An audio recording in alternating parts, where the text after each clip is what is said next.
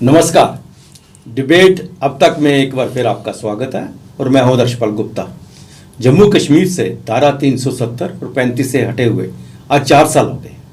इन 4 सालों में जम्मू कश्मीर ने क्या खोया क्या पाया, एक बहुत बड़ा सवाल है। आज हमारे साथ हैं केवी जंडियाल साहब।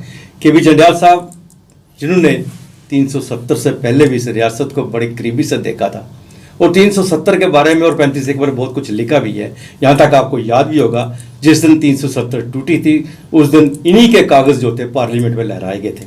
जंडियाल साहब आपका बहुत स्वागत है। बहुत बहुत शुक्रिया। 4 साल हो गया जी इस धारा को टूटे हुए। जी जी कुछ तो तारीफें कर रहे हैं, कह रहे हैं कि 370 और 35 से हटने के बाद बहुत कुछ मिला है, लेकिन यहाँ अगर जम्मू में हम देखें तो बहुत से लोग कुछ ऐसा ही कह रहे हैं कि हम ठगे गए हैं, जैसे कुछ ऐसे हालात बने हैं। हालांकि इस वक्त कश्मीर के अंदर सेलिब्रेट कर रहे हैं, जम्मू में भी जैसी सेलिब्रेशन होनी चाहिए थी उस तरह से सेलिब्रेशन दिख नहीं रही है। शिवसेना का भी कहना है, आज उन्होंने भी प्रोटेस्ट किया है, प्रेस कॉन्फ्रेंस की है, हम क्या सेलिब्रेट करें, हमसे राज्य का दर्जा छीन कर एक यूटी बना दी गई है। ये सब चीज़ें सामने आ रही हैं और यही मैं आपसे जानना चाहूँगा, क्या जम्मू कश्मीर को धारा 370 राष्ट्रीय स्तर पर हम बात करें तो एक बहुत बड़ा बात है कि फ़ायदा हो गए थे, हम पूरे राज्य के साथ मिल गए, हमारा पूरे देश के साथ मिला है, लेकिन जब जम्मू कश्मीर की बात करो जम्मू में कोई ठगा सा महसूस कर रहे हैं। अगर जी आपने ये जो बात की काफ़ी हद तक दुरुस्त है, लेकिन इसको एक दूसरे पस मंज़र में देखना चाहिए। और जम्मू के जो डोगरा हैं वो कौम परस्त हैं, देशभक्त हैं, उन्होंने कुर्बानियाँ दी हैं। हासिल हुआ या नहीं हासिल कुछ हुआ ये बात डोगरों को नहीं जचती। वो देश के लिए लड़ते हैं, मरते हैं, कुर्बान हो जाते हैं और सिर बुलंदी से रखते हैं। आपने बात की 370 की, 370 खत्म नहीं हुआ, ये बात 370 बदल गया। 370 आज भी है हमारे आइन में, लेकिन उसकी इबारत बदल गई। जो खत्म हुआ वो हमारा स्पेशल स्टेटस खत्म हुआ, ऑटोनॉमी खत्म हुई, जिसका मिसयूज करके कश्मीरी लीडरशिप जो थी वो एक ऐसी धारणा पैदा करती थी कि जम्मू कश्मीर का अलग कौम है, अलग देश है, जिस पे भारत के आइन जो है वो हमारी मर्जी से ही इम्प्लीमेंट होगा। अगर आपको याद हो कि जिसे फंडामेंटल राइट्स कहते हैं, part 3 of constitution of India, बुनियादी हक इंसान के जो, और जिसके लिए इंडियन कॉन्स्टिट्यूशन दुनिया भर में मशहूर है। शेख अब्दुल्ला साहब ने इसको लागू करने से इनकार कर दिया था पहले में। यह सीधा नहीं लगा क्योंकि इनकी रजामंदी से ही आर्टिकल एक्सटेंड होते थे। तो ये शेख अब्दुल्ला साहब के जाने के बाद जब बख्शी गुलाम साहब आए तब उन्होंने मंजूरी दी और पार्ट 3 जो है वो जम्मू कश्मीर के लोगों को मिला। अगर आप कहें कि जम्मू में बेचैनी है, 370 के आज चौथीवीं सालगिरह है जी। अगर ये कहा जाए कि जम्मू वालों को कुछ नहीं मिला, ठीक है, कुछ नहीं मिला, क्या मिलना था? हम पहले भी भारतीय थे, आज भी भारतीय हैं। पहले भी हिंदुस्तान की शहरी थे, आज भी शहरी हैं। हमारे लिए कुछ नहीं बदला, लेकिन हमारी इमोशनल जो थी, जो सोच, जो हमें कहा जाता था कि हम अलग हैं, वो खत्म हो गई। हम इमोशनली इंटेग्रेट हो गए इंडिया के साथ। और हालांकि कॉन्स्टिट्यूशन के तकरीबन जितने भी प्रोविज़न थे वो सारे के सारे एक्सटेंड हुए थे विद मॉडिफिकेशन। जो 370 कहता था कि प्रेसिडेंट जो है स्टेट के अनुरोध पर उसकी मंजूरी से वो कॉन्स्टिट्यूशन के प्रोविज़न को एक्सटेंड करेगा विद मॉडिफिकेशंस एंड अल्ट्रेशन। वो आए, कुछ कॉमा इधर किया, कोई इधर किया, 370 भी उसी की देन है, तो सॉरी 35A भी उसी की देन थी। ठीक है, उस समय महाराजा का जो एक था हुक्मनामा, एक ऑर्डर था, उसको उन्होंने जारी रखा और उसे प्रोटेक्शन दे दी, क्योंकि वो कॉन्स्टिट्यूशन के खिलाफ था, वो ह्यूमन राइट्स के खिलाफ था। तो इसलिए वो, अगर वो ना होती 35A तो एक दिन दूसरे दिन ही वो क्रैश हो जाता ऑर्डर, लेकिन उसको प्रोटेक्ट किया कॉन्स्टिट्यूशन ने 35A देकर। तो ये सब चीज़ें जाने के बाद अगर देखा जाए, हमको कुछ नहीं मिला, ये कहा जा सकता है, मां सिवाय कि कुछ सेक्शन थे, जैसे हमारे सफाई कर्मचारी थे, वो दलित हैं, गोरखा कम्युनिटी थी, पीओ के वाले नहीं, वेस्ट पाकिस्तान फौजी थे, इस तरह कुछ लोग थे इस सेगमेंट, वो कम है। एक धारणा ये भी थी कि औरतों को राइट नहीं था, वो भी गलत धारणा थी, क्योंकि औरतों को डिप्राइव करना, जो बाहर के नॉन स्टेट सब्जेक्ट से शादी करते हैं उनको बेदखल किया जाता, वो ऐसा कोई धारणा नहीं थी। एक एडमिनिस्ट्रेटिव ऑर्डर के साथ वो गवर्नमेंट कर रही थी, कानून नहीं था, और हाई कोर्ट ने उसे रद्द कर दिया था। मुफ्ती साहब ने इसे कानून बनाना चाहा जब वो चीफ मिनिस्टर, लेकिन वो लेजिस्लेटिव काउंसिल में रह गया, वो कानून नहीं बना। तो इसलिए औरतों को किसी हक राइट से वो वंचित नहीं थे। कहते हैं क्योंकि बच्चों को था, उनको भी नहीं था, बट ये था कि वो बच्चे जो है वो अगर वो इनहेरिट करते हैं, वो नॉन स्टेट सब्जेक्ट को नहीं दे सकते, क्योंकि वो नॉन स्टेट सब्जेक्ट वाला ले नहीं सकता था यहाँ प्रॉपर्टी। वो चीज़ों का अब तो ख़त्म हो गया, वो तो डोमिसाइल बन गया, ये बन गया। लेकिन अगर हम नॉर्मली हम देखते हैं कि हम होलिस्टिकली नेशनली देखते हैं, तो ये बहुत बड़ा एक कदम था, हिस्टोरिक कदम था, जो किसी ने सोचा भी नहीं था। मैं ये कहूँगा ये कॉन्स्टिट्यूशनल इनोवेशन थी जो इस गवर्नमेंट ने की, इसका कोई तोड़ नहीं है। हालांकि सुप्रीम कोर्ट इस पे आजकल मैं उसी पे बात करूंगा आपसे, तो मतलब हम कह नहीं सकते, लेकिन ये बातें हैं। लेकिन उसका एक जो इमोशनली इंटीग्रेशन जो है जम्मू कश्मीर की, उसको किसी तरह तोला नहीं जा सकता। मुझे क्या फ़ायदा हुआ वो नहीं सोचा जा सकता। हम अपने लिए हम अपने लिए नौकरियों के लिए नहीं बात कर रहे थे, ये तो एक देश का एक सवाल था, और ये एक ऐसा कदम किया गया और जिसमें मेरा ख्याल है कि दुनिया भर में इसकी चर्चा भी हुई और सबने माना ये ज़बरदस्त काम किया। मासवाए पाकिस्तान, चाइना, एक दो और टर्की, उसकी ऐसे कंट्रीज होंगे जिनका एजेंडा ऐसा है। किसी ने सवाल, अब G20 में तो अब देखा वहाँ तो कश्मीर में भी किया, कितनी अपोजिशन कर रहे थे चाइना पाकिस्तान, इन्होंने माना नहीं। हम नहीं मानते आपकी बात, हम ये कहा, लोग आए। तो ये आप उस पस मंजर में देखें तो इसका मुकाबला नहीं। वही मैंने शुरू में कहा कि राष्ट्रीय स्तर पे बात करें, ये बहुत बड़ी बात थी, बहुत बड़ी बात थी। लेकिन अगर हम डेवलपमेंट की बात करें तो उसका मैं नहीं लगता कि इतने 370 के साथ लेना देना। IIT आई, ये आया, वो आया, इतने ब्रिजेस बने, इतनी रोड बने, वो तो गवर्नमेंट की सोच शांति होगी, ये सब चीज़ें। पर है कि ये चीज़ भी हमें माननी पड़ेगी साथ साथ में, जब जम्मू के साथ जो है जिस तरह से जम्मू का बिजनेस ठप हो रहा है, बिजनेस में क्या है, उसके अलावा प्रोटेस्ट हो रहे हैं जगह जगह पे, अनरेस्ट बहुत ज़्यादा है जम्मू के अंदर। उसके बाद कोई कहीं डेली वेजर्स वाले हैं, कहीं स्मार्ट मीटर, जो तजर्बे हो रहे हैं सब जम्मू में हो रहे हैं, उसकी वजह से अनरेस्ट एक बहुत है। ऐसा नहीं है कि जो जम्मू में हो रहे हैं, जो भी कानून बना जाता है, जो रूल ज़ाब्ता हो, तो दोनों के लिए बनता है, ये जम्मू के लिए नहीं है। देखो ये जो आप कह रहे हैं कि प्रोटेस्ट होते हैं, कोई आंगनबाड़ी वाला है, कोई डेली वेजर है, ये तो हर सरकार में एक डेमोक्रेटिक राइट है। सरकार क्या एक्शन करती है, क्या सोच करती है, डिसीजन लेती है, उसी का एक रिएक्शन होता है। उसको 370 के साथ नहीं जोड़ा जा सकता जी। अगर कुछ जोड़ा जा सकता है, वो ये जोड़ा जा सकता है कि जैसे हमारा स्टेट सब्जेक्ट था, आज डोमिसाइल बन गया। बाहर वालों को हक नहीं था, वो यहाँ पर कुछ कंडीशन फुलफिल करते हो तो वो यहाँ के बशिंदे बन सकते हैं, रहने उनको डोमिसाइल मिल सकता है।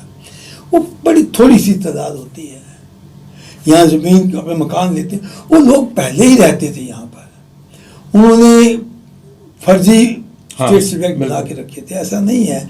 और जो मैं कहता हूँ, ये हमारे जो दलित भाई हैं, इनमें से काफ़ी लोगों ने भी बना के रखे हुए थे स्टेट सब्जेक्ट, वो था।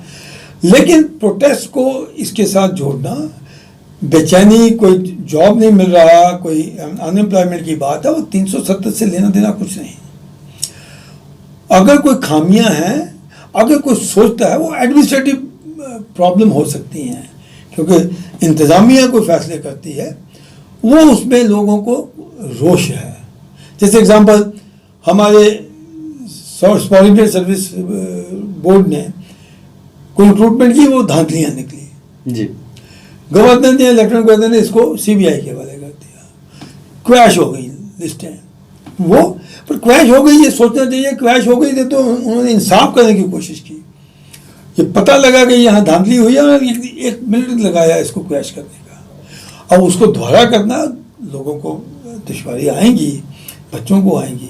तो वो उसको ये कहना कि 370 के कारण हुआ, वो नहीं है। वो किसी भी स्टेज में होता है। डेमोक्रेटिक जब 370 था, तब भी पुलिस में ये हो गई फारूक साहब के वक्त, और पूरी की पूरी लिस्ट जो थी वो क्रैश हो गई थी। अब जज साहब, सबसे बड़ा सवाल जो इस वक्त मैं आपसे जानना चाहूँगा, ऐसा बहुत बड़ी बात आपने कैसे, इससे पहले भी हमने कही थी कि 370 जम्मू कश्मीर से हटा नहीं है। ये बात बहुत बड़ी है, ये समझ लेनी चाहिए सबको, ये नहीं समझ इनको आ रही अभी तक।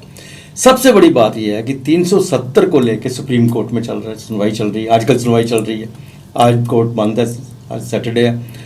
लेकिन अगर सुप्रीम कोर्ट का कोई फैसला इसके विरुद्ध आ जाता है 370 खत्म करने के बाद, ये तो पता नहीं ना सुप्रीम कोर्ट में क्या फैसला आएगा, तो फिर ये इतने जो कानून बने हैं, जिस तरह से वेस्टर्न जो वेस्ट पाकिस्तानी रेफ्यूजी हैं, या वाल्मीकि हैं, या गोरखा है, या बाकी जो चीज़ें हैं जो जिनको अभी तक इन्होंने बहुत कुछ दे दिया है, तो उनका क्या होगा? पहली बात तो इट्स प्रीमेच्योर कि कहना सुप्रीम कोर्ट क्या कहेगा। नहीं, अगर बीच में आ रहा है तो प्रीमेच्योर है, प्रिजम्पशन है ना। जी जी, प्रिजम्पशन ये एक हर एक आदमी का राइट है सोचने का। अगर ये हो जाए तो हो जाए, तो उसमें देखा जाएगा। दोबारा ये चीज़ की जा सकती है अगर खामी रह गई। मेजॉरिटी सरकार के पास है, दोनों सदनों में है, ठीक है। लेकिन मुझे लगता नहीं है, थोड़ी सी नॉलेज मुझे भी है बिल्कुल बिल्कुल कानून की और कॉन्स्टिट्यूशन की, मुझे बड़ा इंटरेस्ट है इसमें। और जो मैं बातचीत भी करता रहता हूँ, जो कॉन्स्टिट्यूशनल एक्सपर्ट भी हैं, जहाँ उनके, क्योंकि मुझे मेरा इंटरेस्ट भी है इसमें। लगता नहीं कि कोई ऐसी चीज़ होगी जिससे सुप्रीम कोर्ट इसको क्रैश कर देगा। हो सकता है कोई चीज़ का ये प्रोसेस गलत था, इसको ये करो, ये छोटा मोटा इधर उधर हो सकती हैं। लेकिन एज एन जो लैंडमार्क डिसीजन सुप्रीम प्रेसिडेंट और पार्लियामेंट का है, मुझे नहीं लगता। ये मैं भी एक मुझे राइट है कि सोचें, लगता नहीं है। और अगर आप जैसी आपकी बात अगर हो जाता है तो ये we have cross the bridge, हमने दरिया पार कर लिया, हम बहुत आगे निकल गए, अब मुड़ने वाला स्कोप है नहीं। अगर वो वहाँ पर कहीं रुकावट आई तो कानून सरकार फिर दोबारा लाएगी, इसी सेशन में 24 से पहले लाएगी, और दोबारा इसको जो भी अगर कोई खामियां अगर सुप्रीम कोर्ट को लगती हैं कि ये खामियां हैं, उसको पूरी करेगी और उसके द्वारा लाएगी। इसको वापस मुड़ने का स्कोप नहीं है, ये मेरी अपनी विचार है, गलत भी हो सकता है। एक और चीज़ की जो मांग जम्मू कश्मीर में हो रही है वो है पूर्ण राज्य की, जबकि 2 यूटी बन गए हैं। देखो यार, मैं आपकी बात काटता हूँ जी, ये बात ठीक है कि कोई राज्य को यूटी नहीं बनाया गया, कहीं नहीं बनाया। यूटी से राज्य बनते हैं, राज्य से यूटी नहीं बनते, माना जाए। इस मामले में जो एफिडेविट दिया गया सरकार की तरफ से, जिसे सुप्रीम कोर्ट ने कहा कि इरेलीवेंट नहीं है, और क्योंकि हमें कॉन्स्टिट्यूशनैलिटी देखनी है आपकी एक्ट की, हमें उसके कॉन्सिक्वेंसेस नहीं देखने हैं। We can not be influenced by the good thing done after that, वो नहीं है। हमें देखना है कि आपने क्या कानून के हिसाब से काम किया या नहीं किया। कॉन्सिक्वेंसेस की बात जब आप करते हैं कि तो वो लाजमी तौर पर उसके बाद अगर देखा जाए 370 के का ही एक इफेक्ट था चेंज करने का। मैं एब्रोगेशन नहीं कहता, मैं कहता हूं constitutional changes in the article 370 जी। क्योंकि उसकी इबारत बदल गई। जो कानून रोकते थे कि कानून जो है हमारा इंडिया के कॉन्स्टिट्यूशन का नहीं लागू होगा, वो कहते हैं सब कुछ लागू होगा, ठीक है, रिपील नहीं हुआ, तो ये चेंज हो गया। और इसके बाद जो भी आज डेवलपमेंट देखी है, डेवलपमेंट की पार्ट सरकार सेंट्रल गवर्नमेंट पैकेज देती रही है। मनमोहन सिंह जी जब थे प्राइम मिनिस्टर, उनका भी एक आया था पैकेज, पहले भी आते रहे पैकेज, देवगौड़ा आए, जो भी आते थे वो कश्मीर में आते। कश्मीर की हालत ऐसी थी, कुछ ना कुछ पैकेज दे के लोगों को कुछ उनका डाइवर्शनरी टैक्टिक्स होता था कि इनको डेवलपमेंट की तरफ लाया जाए, इनकी सहूलियत बेटर की जाए। तो वो पैकेज जो आज आपने बात की, IIT, IIM, ये केंद्रीय सरकार की नीयत की बात है, उनका फोकस की बात है, डेवलपमेंट की बात है, ठीक है। यहाँ बहुत इंस्टीट्यूशन आए, बहुत तरक्की की, फ्लाईओवर हुआ, लेफ्टिनेंट गवर्नर साहब रोज कोई ना कहीं इब्तिदा करते हैं, हजारों के प्रोजेक्ट चले हैं, हजारों इनॉग्रेट हो रहे हैं, लोगों को फायदा हो रहा है, मतलब वो बातें सरकार की है। लेकिन एक बात जो 370 के कारण मैं समझता हूँ हुई, वो लोगों की सोच के साथ रही, और वो सोच का इम्पैक्ट था हमारी सिक्योरिटी कंडीशन इन कश्मीर। आज 2019 नहीं है जी, बिल्कुल बिल्कुल, आज 2023 है। आज लोग वहाँ जाते हैं तो देखते हैं, हैरान हो जाते हैं, ये कश्मीर वही था जो हम पहले आए थे। लाल चौक में तिरंगा लगाना मुश्किल था। जब मैं वहाँ होता था तो मुझे याद है कि कांग्रेस के हमारे दोस्त हो रहे थे, वो आए थे एक दफ़ा, तो उन्होंने कहा हमें यार कुछ नहीं देखना और हमें लाल चौक दिखा दो। तो मैं कहता तो मैं दिन में नहीं दिखा सकता, मैं रात के 1 बजे आपको ले जाऊंगा। मैं गाड़ी खुद ड्राइव करके उनको 1 बजे ले गया, वहाँ कोई आदमी नहीं था, मैं दिन में नहीं ले जा सकता था, मुझे ये उसमें खौफ था। आज लाल चौक तिरंगा है। आए घर घर तिरंगा जब हुआ, हर घर के ऊपर तिरंगा लगा था। महबूबा जी कहती थी कि जब 370 लगेगा तिरंगे को कंधा देने वाला कोई नहीं होगा। अब कंधे की जरूरत नहीं है, हमारे उनके सर पे तिरंगा लगाया है, और वो जोर से नहीं लगाया, वो अपने मन से लगाया। ये 370 चेंज करने से हुआ। आप लोगों की सोच को बदल सकते हैं, आप लोगों को बता सकते हैं कि ये जो आप उधर पाकिस्तान की तरफ देखते हो वो कुछ नहीं, यही है, यही आपका मुस्तकबिल है, आपका यहीं पर ही सब कुछ है, आपको हर चीज़ मिलेगी। आज जो कश्मीर में डेवलपमेंट हो रही है उसका हिसाब ही नहीं है। अगर आप प्रोजेक्ट के कहीं आप नंबर की डाटा की बात करेंगे, आप खुद हैरान हो जाओगे, इतने प्रोजेक्ट इफ्तिदा हो गए, इतना हो गया सब कुछ। और ग्राउंड लेवल पे जो आपकी डेमोक्रेसी है, पंचायती राज, वो भी इन्होंने लाया। अदरवाइज 75-76 कॉन्स्टिट्यूशन अमेंडमेंट कब की हुई? राजीव गांधी के वक्त हुई, इन्होंने आगे तक स्टैंड नहीं करने दी। क्यों? क्योंकि इनके हाथ पावर खत्म हो जाती थी, असली पावर तो पंचायत की थी। अब मैं आखिर में आपसे एक बात जानना चाहता हूँ, जिस तरह आपने कहा 370 हटी नहीं, इबारत बदली गई उसकी, यहाँ 370 रहने का मतलब यही था कि हमारा स्टेट सब्जेक्ट है, बाहर से किसी को नौकरी नहीं मिलेगी, कोई बाहर का आके यहाँ पे ज़मीन नहीं खरीद सकेगा। यही एक चीज़ें हमारे दिल में थी, यही चीज़ें थी कि भाई हम सिक्योर हैं यहाँ पे। अब 370 अगर है तो वो क्या है और उसका क्या फ़ायदा है हमारे राज्य का? देखिए, मैंने पहले कहा जो पिछला 370 की लैंग्वेज थी उसमें कहा गया था कि जो इंस्ट्रूमेंट ऑफ सेशन महाराजा हरि सिंह जी ने किया, जो सब्जेक्ट उन्होंने सेंटर को दिए, देखो बुनियादी चीज़ है कि मतलब आपके जो लिसनर हैं, आपके दर्शक जो हैं, उनको ये मालूम होगा कि कॉन्स्टिट्यूशन 3 लिस्ट देता है, सब्जेक्ट्स हैं, स्टेट लिस्ट, यूनियन लिस्ट और कंकरेंट लिस्ट। लेकिन जो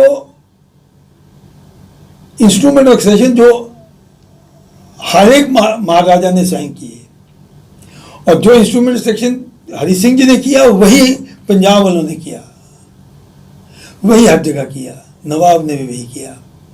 लेकिन उसकी उनके बाद एक सब्सिक्वेंट किया, उन्होंने मर्ज कर दिए, क्योंकि उस वक्त एक ऐसी धारणा भी थी सरदार पटेल के वक्त कि हम हर एक राज्य को जो हमारे साथ ज्वाइन कर रहा है, हम कहेंगे कि तुम सॉवरेन हो, तुम सॉवरेन हो और तुम अपना कॉन्स्टिट्यूशन लगाओ। फिर उन्होंने सोचा कि ये 660 कॉन्स्टिट्यूशन कहाँ मर्ज करेंगे, तो फिर उनको कन्विंस किया कि नहीं, आप इकट्ठे हो जाओ। और फिर इकट्ठे होने के बाद एक स्टेट रीऑर्गेनाइजेशन बनी, फिर कुछ हिस्सा इधर स्टेटों का इधर, एक स्टेटें बन गई हमारी। उसमें जम्मू कश्मीर नहीं था, क्योंकि इनके 370 के कारण इनकी बाउंड्री चेंज नहीं करनी थी। जो 370 कहता था कि सिर्फ पार्लियामेंट को इन 4 सब्जेक्ट के अलावा कोई इख्तियार नहीं है, यानी कि यूनियन लिस्ट के सब्जेक्ट्स को जी, जिसका इख्तियार पूरे मुल्क में है लेकिन जम्मू कश्मीर पे नहीं है। आप जो बनाओगे, आपको अगर आप हमें से पूछोगे, स्टेट से पूछोगे, और हम अगर कंकरेंस दे दें, फिर आप वो कानून को लागू कर सकते हैं। सबसे पहली बात आ गई, मैंने पहले कहा कि आइन क्या है, आइन लोगों के बेहतरी के लिए था ना। जो आइन, जो कानून, जो कॉन्स्टिट्यूशनल प्रोविजन 129 करोड़ लोगों के लिए ठीक है, वो 1 करोड़ जम्मू कश्मीर को कैसे खिलाफ हो सकता है? कैसे खिलाफ होगा? वो तभी खिलाफ हो सकता है कि हमारी जो लीडरशिप है उनको रास नहीं आएगी, उनकी जो राइट्स हैं। मेरा क्या राइट है? मेरा आज भी वही राइट है जो पहले था, आपका भी राइट वही है। हम बोल रहे हैं, पहले आप भी बोलते, आप चंद राज नहीं है, बहुत देर से हैं, जो चाहते थे लिखते थे आप, कोई राइट में तब्दीली नहीं आई। लेकिन उनके राइट्स में तब्दीली आ गई। वो हुक्मरान थे, वो बन गए लीडर्स जैसे बाकी लोगों के, वो आ सकते हैं, जा सकते हैं। अब उनको धोखा नहीं दे सकते कि दिल्ली लूट के खा जाएगा, दिल्ली में आ जाएगा, दिल्ली कब्जा कर जाएगा। कब्जा तो क्या था, ये तो जब 47 में पाकिस्तान ने हमला किया, भेजे वापस फोर्सेज और कबायली, तो कश्मीरी लाठी लेके आए थे ना, फौज तो बाद में आई। तो फिर आप उनके साथ मिल जाना था, चले जाते। उस समय तो फौज भी नहीं आई थी, महाराजा भी जम्मू आ गया था। तो उस वक्त आपका फैसला ये था, नहीं, पाकिस्तान के साथ नहीं जाना।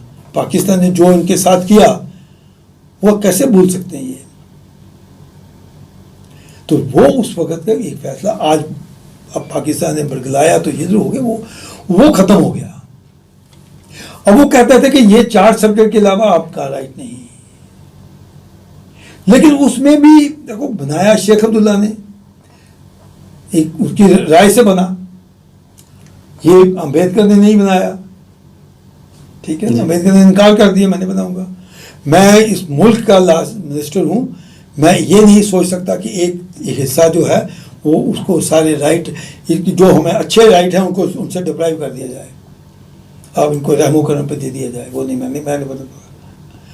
तो उस कारण जो बना लेकिन उसके सब्सिक्वेंट जो प्रोविजन थे उनका ये जो है ये एक्सटेंड हो सकते हैं अगर प्रेसिडेंट एक प्रोमलगेशन करे with the concurrence of the state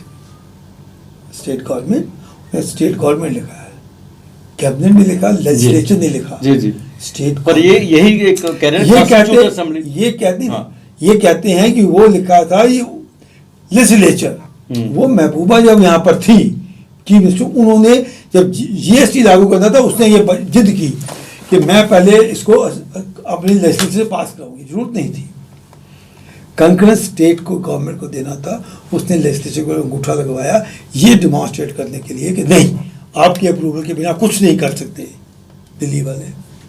anyway हो गया। अब जो आप कहते हैं कॉन्स्टिट्यूशन असेंबली, यही सवाल जो सुप्रीम कोर्ट के जज हैं बेंच ने पूछा है कि ये जिस सब्जेक्ट जिस चैप्टर में लिखा गया उसमें लिखा है temporary provisions, transitional and temporary.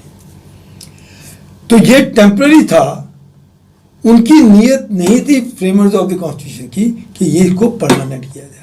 तो ये परमानेंट कैसे हो सकता है?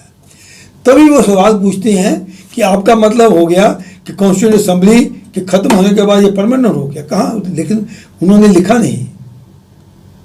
तो ये कॉन्स्टिट्यूशन में अगर हर चीज़ को 368 में पार्लियामेंट में तब्दील कर सकती हैं, क्योंकि ये डायनेमिक सिचुएशन होती है। कॉन्स्टिट्यूशन भी जो है वो जो आज 47 था वो 2023 नहीं है, जो उस समय रिक्वायरमेंट थी और जो राइट्स थे वो आज नहीं है, आज उससे बहुत दूर चले गए।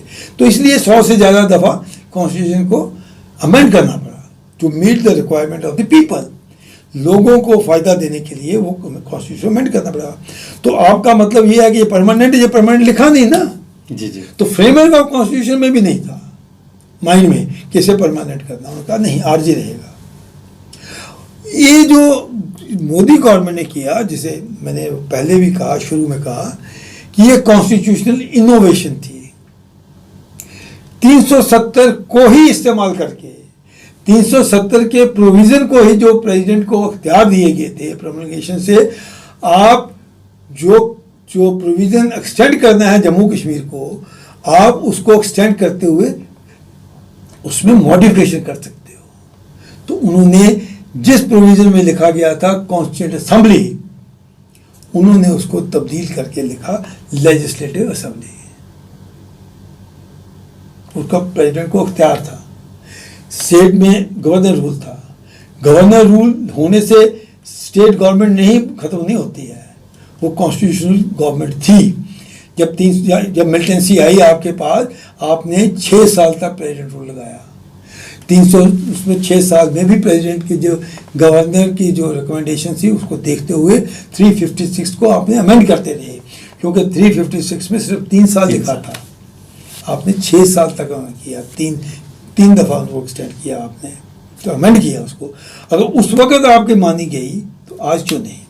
वो कहते हैं स्पिरिट ऑफ द कॉन्स्टिट्यूशन नहीं है। स्पिरिट तो यही है कि वो आरजी था, आपने हालात के साथ साथ उसको परमानेंट नहीं होने दिया। लेकिन अब ऐसी सिचुएशन बनाई जिन्होंने उसी 370 को यूज़ करते हुए, उसी प्रोविज़न को यूज़ करते हुए प्रेसिडेंट ने असेंबली लगाई। असेंबली यहाँ डिसॉल्व हो चुकी थी, तो असेंबली की पावर पार्लियामेंट के पास थी, तो पार्लियामेंट ने उसको पास कर दिया, प्रेसिडेंट ने उसे प्रोमलगेशन कर दिया। तो वो 370 जो था वो नया 370 आ गया। ये आपने, वो कहते हैं ना, इबारत बदली नहीं। अगर हमने रिपील करना होता तो 368 में करना था, 368 में करना था, जिसे आप कॉन्स्टिट्यूशन अमेंडमेंट करते हैं। उन्होंने उसमें नहीं किया, उन्होंने 370 में ही किया। 370 के ही प्रोविज़न को इस्तेमाल करते हुए 370 की ही लैंग्वेज प्रेसिडेंट ने नॉर्मल अपना प्रोमलगेशन करके आज के बाद इसका ये लैंग्वेज हो गई। और लैंग्वेज में कहा कि सब कानून जो हैं पार्लियामेंट के, जो कॉन्स्टिट्यूशन में पास होंगे, चाहे वो किसी ट्रीटी में हो, चाहे कोई कैविएट हो, कोई चीज़ भी हो, कॉन्स्टिट्यूशन के किसी हिस्से में लिखा हो कि जम्मू कश्मीर पे लागू नहीं होगा, वो उसके होने के बावजूद हर चीज़ जो है जैसे कॉन्स्टिट्यूशन है, जैसे दूसरी स्टेटों में जाता है, जम्मू कश्मीर में भी वैसा ही ये एक्सटेंड हो जाएगा। लोगों को वही राइट मिलेंगे जो पंजाब, दिल्ली, यहाँ हिंदुस्तान के किसी कोने में है। तो वो एक ख़त्म हो गई बात। हिंदुस्तान में कोई जो दिल्ली का कोई कानून जो बनता है पार्लियामेंट का, वो हमारे साथ ऑटोमेटिकली लागू हो जाता है। जिंदाल साहब, बहुत तफसील से आपने उसके ऊपर बात बताई और बहुत सी चीज़ें हमारे दर्शकों को नई जानकारी आपसे मिली है और आप हमारे स्टूडियो में आए, इतने सब कुछ बताया, इसके लिए आपका बहुत बहुत धन्यवाद। शुक्रिया। आज के लिए बस इतना ही। अगले प्रोग्राम में फिर आपसे भेंट होगी, तब तक इजाज़त दीजिए। नमस्कार।